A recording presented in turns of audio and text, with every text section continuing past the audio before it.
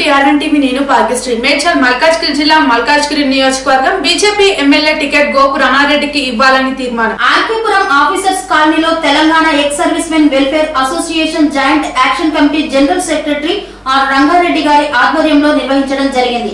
గోపు రమణారెడ్డికి BJP Malkajgiri MLA ticket ఇవ్వాలని తీర్మానం చేశారు. గోపు రమణారెడ్డి గారికి టికెట్ ఇవ్వాలని జాయింట్ యాక్షన్ కమిటీ సపోర్ట్ పూర్తిగా గోపు రమణారెడ్డికే ఉందని కోర్ కమిటీ తెలపడం జరిగింది. బీజేపీ తరపున టికెట్ ఇవ్వాలని తీర్మానం చేసి శ్వేతపత్రం విడుదల చేయడం జరిగింది. ఇంతవరకు ఏ పార్టీ కూడా మాజీ సైనికులకు టికెట్ కేటాయించలేదని, మాజీ సైనికుల సమస్యలు కేవలం మాజీ సైనికుడికి మాత్రమే తెలుస్తాయని, అలాగే గోపు రమణారెడ్డికి సామాజిక సేవలు చేస్తూ సామాన్య ప్రజల విషయంలో కూడా మంచి అవగాహన ఉందని మేము తెలియజేస్తున్నాం. అనేక సమస్యలతో మాజీ సైనికులు బాధపడుతున్నారు కాబట్టి ఈసారి మల్కాజ్గిరి నుండి బీజేపీ అభ్యర్థిగా గోపు రమణారెడ్డికి టికెట్ ఇస్తే దాదాపు మంచి మెజార్టీతో గెలిపిస్తామని, ఒక సైనికుడు 100 మంది కార్యకర్తలతో సమానమని, ఎట్టి పరిస్థితుల్లోనైనా గోపు రమణారెడ్డికి విజయం తథ్యమని రంగారెడ్డి తెలియజేశారు. జీకే రావు గారు మాట్లాడుతూ బీజేపీ అధిష్టానం రమణారెడ్డిని గుర్తించి తప్పకుండా టికెట్ ఇవ్వాలని డిమాండ్ చేశారు. గోపు రమణారెడ్డి విషయంలో మంచి నిర్ణయం తీసుకుని భారతీయ జనతా పార్టీ టికెట్ ఇచ్చిన వెడల పార్టీకి మంచి మెజార్టీతో బహుమానంగా ఇస్తామని మాజీ సైనికులు తెలిపారు. మంచి మెజార్టీతో గెలిపించి భారతీయ జనతా పార్టీకి బహుమానంగా ఇస్తామన్నారు. 1,00,000కు పైగా ఉన్న మాజీ సైనికులు అందరూ కూడా ప్రతి ఒక్క సైనికుడు గోపు రమణారెడ్డికి మద్దతు తెలియజేస్తామని తెలిపారు. ఈ కార్యక్రమంలో R Ranga Reddy, G K Rao, H D Pandey, B P Mishra తదితరులు పాల్గొన్నారు. భారతీయ జన ఔషధి పరియోజన ప్రోగ్రాం ద్వారా శ్రీ గోపు రమణారెడ్డి గారు చేస్తున్నటువంటి సేవలను మేమందరము సైనికులమే కాక సమాజంలోని ప్రతి వ్యక్తి కూడా గుర్తించారు. ఈ విధంగా ఆయన గత 2 దశాబ్దాలుగా ఈ సమాజానికి సేవ చేస్తూ వస్తున్నారు. అయితే భారతీయ సైనికుడు కార్గిల్ యుద్ధవీరుడుగాను, చైనా పాకిస్తాన్ యుద్ధవీరుడుగాను ఉన్నప్పుడు సైనికుడు ముందుకెళ్తున్నాడు అని చెప్పేసి అందరూ ఇక్కడ జేజేలు కొడతారు, దండలు వేస్తారు. కానీ ఆ చోట -40 డిగ్రీల వాతావరణంలో నిల్చున్నటువంటి సైనికుని యొక్క స్వరాన్ని ఆ సమయంలో ఎవరు వినరు. అతను మౌనంగా ముందుకు తుపాకీ తీసుకుని ముందుకు వెళ్ళిపోతాడు. అటువంటి సైన్యంలో సేవ చేసి వచ్చినటువంటి మా గోపు రమణారెడ్డి గారు ఎంతో గౌరవనీయంగా, ప్రేమగా సమాజంలో ప్రతి వ్యక్తికి కూడా అతి దగ్గరగా వెళ్ళి సేవ చేయాలి అనే ఉద్దేశంతో 1 రోజు 2 రోజులు చేసి మెదలకుండా కూర్చోవడం కాకుండా ఆయన 20 సంవత్సరాలుగా సమాజానికి సేవ చేస్తూ వస్తున్నారు. మేము మల్కాజ్గిరి నియోజకవర్గం కేవలం కాకుండా ఆయన అన్ని నియోజకవర్గాల్లో కూడా కొంతమందికి కళ్ళజోళ్ళు ఇచ్చి, కొంతమందికి పంటి బాధ గురించి, కొంతమంది శరీరావయవాల దానం కూడా చేపించి ఆయన ఎంతో సేవలను ఇచ్చాడు. అటువంటి వ్యక్తికి ఒకవేళ ప్రధానమంత్రి గారు తమ తరపు నుండి గుర్తించి ఒక భారతీయ సైనికుడిని सैनिक के जवान के जैसे भागो, सैनिक की तरह जो है आगे बढ़ो करके आवाज देने वाला नरेंद्र मोदी जी, आप यदि चाहते हैं तो एक सैनिक को खड़ा करके 100 के बराबर काम करने का जो है वो हमारे पास क्षमता है. आप यदि चाहेंगे तो इस सैनिक को आगे बढ़ाने के लिए हम पूरे सैनिक इस एरिया में जितने भी है, कंटोनमेंट मल्काजगिरी एरियाज में जितने भी सैनिक है, हम सब एक होकर के एक ही आवाज देंगे, वो है गोपू रमणारेड्डी साहब की जय, गोपू रमणारेड्डी साहब की जय, गोपू रमणारेड्डी साहब की जय करते हुए हमारे सैनिक को आगे ले जाएंगे. ये हमारे वादा आपसे रहा. आप पक्का जो है इनको यदि चुनकर, आप पहले चुनिए, आप चुन करके एक सैनिक को आगे बढ़ाइए, तब वो दिखाएगा वो सैनिक क्या है इस समाज में. अभी तक सभी लोग जो है पॉलिटिक्स में है, लेकिन हम ये आवाज देते हैं सब मिलकर के, सैनिकों पूरे आ जाओ, आप बॉर्डर को रक्षा किए हैं, हमारे हिंदुस्तान को रक्षा किए हैं, तो आप आइए, आप आकर के हमारा समाज के लिए सेवा करेंगे.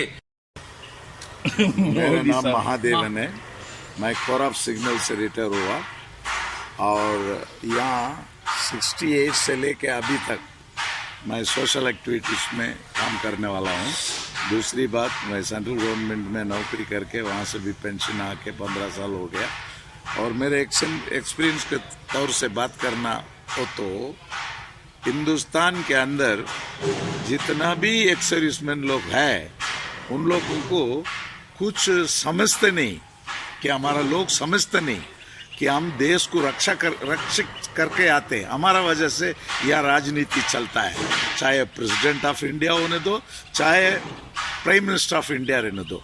उन लोग अगर सुकून से रहना बोलो तो हम लोग बॉर्डर में रहना, हम बॉर्डर में देखभाल करना, हम दुश्मनों का अंदर घुसने नहीं देना। वो काम पूरा करने के बाद हमारा किस्मत से लड़ाई में रह के भी बच के आया तो हमारा किस्मत है, जिसको एक सर्विसमैन कहला जाता है। और उस एक सर्विसमैन लोगों में कोई भी रहने दो, एक रिप्रेजेंटेटिव सेंट्रल में या ताने लोकसभा में रहने दो, राज्यसभा में रहने दो, एक रिप्रेजेंटेटिव तो रहना चाहिए। अगर उन्होंने इलेक्टेड पर्सन है तो ठीक, अगर नहीं तो उन्होंने जो है नॉमिनेटेड पर्सन रहना चाहिए। राज्यसभा में रहने दो, लोकसभा में रहने दो। लोकसभा में तो नॉमिनेटेड नहीं होता, बल्कि राज्यसभा एमपी का उनको देना चाहिए, लाजमी है। उसके बाद स्टेट में ये आंध्र प्रदेश स्टेट में, जिसको हैदराबाद कहलाते हैं, उसमें टोटल 62 कंटोनमेंट एरिया है। 62 कंटोनमेंट बोलो तो आपको मालूम है, छावनी। और इसमें पूरा एक्स सर्विसमैन लोग रहते हैं और सर्विस पर्सन्स रहते हैं। तो इनका रिप्रेजेंटेटिव गवर्नमेंट देखते नहीं, इनका रिप्रेजेंटेटिव इनको अच्छेपन या इनका कोई वेलफेयर देखने के लिए कोई राजनीति का आदमी नहीं रहता। तो इसीलिए हम क्या सोचते हैं, हर कंटोनमेंट एरिया में एक्स सर्विसमैन को रिजर्व सीट रहना, एमएलए सीट होने तो। अगर नॉमिनेट देते गवर्नर का साथ नॉमिनेटेड सीट रहता एमएलसी, और एमएलसी तो कम से कम नॉमिनेट करके एक एक्स सर्विसमैन को एक स्टेट में अगर दिया जाए तो it is very grateful for ex serviceman, दो एक्स सर्विसमैन का प्रॉब्लम करने। मेरा नाम एक हवलदार HD पांडे है। मैं यहाँ पे करीब 30 साल से हूँ, 1988 से ही यहीं पर हूँ। और मैं 1988 में यहीं पर सर्विस में आया था और 92 में मैं रिटायर्ड हुआ। उसके बाद से मैं यहीं पर हूँ, बल्कि 88 से ही यहीं पर हूँ। और मैं रमना रेड्डी साहब को करीब जो है कैसे भी 15 साल से तो मैं जरूर जानता हूँ। ये अपने कॉलोनी में बहुत अच्छे काम करते हैं, हम लोगों को हर तरह से सपोर्ट मिलता है रमना रेड्डी साहब के साथ में। एक सर्विसमैन के मामले में भी ये हमेशा एक्टिव रहते हैं। दूसरी बात है, इन्होंने बहुत सारे जन सेवा प्रधानमंत्री औषधि केंद्र जो खोला हुआ है, उससे हमें खास करके हमें तो बहुत फ़ायदा हुआ है। इस तरह जब हमें फ़ायदा हुआ है तो बहुत लोगों को भी फ़ायदा, कितना भी CHS में हम लोगों को ये जाएं, फिर भी हम लोगों को कहीं ना कहीं कुछ ना कुछ मेडिसिन की कमी रह ही जाती है। तो उसके लिए भी रमना रेड्डी साहब ने बहुत अच्छा काम किया हुआ है। मेरे हिसाब से रमना रेड्डी साहब एक अच्छे टैलेंटेड लीडर भी हैं, जो कि एक दूसरे को जोड़ करके रखे हुए हैं। खास करके जब से बीजेपी में इन्होंने कदम रखा है तो हम लोग बहुत उत्साहित हैं कि इन्होंने बीजेपी में ये आए हैं। और बीजेपी के लिए इनको अगर सीट मिलता है तो हम लोग बहुत ही अपने आप को सौभाग्यशाली समझेंगे, जिससे कि हम लोगों को सपोर्ट मिलते रहेगा, हम लोगों की प्रॉब्लम समस्याएँ ये सॉल्व होती रहेंगी। मेरा तो यही कामना है, शुभकामना है कि रमना रेड्डी साहब को बीजेपी के लिए MLA के लिए सीट ये मिले। కన్స్ట్రక్షన్ రంగాలలో దశాబ్దపు అనుభవంతో కస్టమర్ల మరియు శ్రేయోభిలాషుల మన్ననలను నమ్మకాన్ని గెలుపొందిన సంస్థ విఆర్ఆర్ కన్స్ట్రక్షన్స్. నాణ్యతకు నమ్మకానికి మారుపేరు VRR constructions. Independent houses, apartments, villas అన్ని రకాల హంగులతో అలరించే అద్భుతమైన వెంచర్స్ తో పాటు అందరికీ అందుబాటు ధరలో సొంత ఇంటి కలను సాకారం చేసే నమ్మకమైన సంస్థ VRR constructions. Please visit VRR Constructions, Varatex Plaza near Radhika Theatre, ECL X Road, Hyderabad. Call to 9100885552, 9100885559.